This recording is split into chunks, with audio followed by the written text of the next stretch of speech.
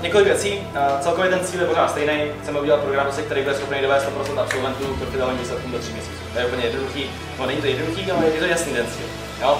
Kterým jsme se blížili do světě.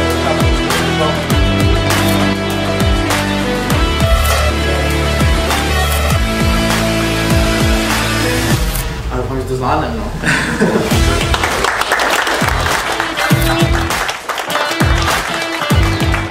Nabídka a nový obchodní podmínky, které znějí tak, že vlastně, když se člověk nestane profitabilním do 3 měsíců a bude všechno následovat, tak mu vrátíme 100% částky, kterou hradil.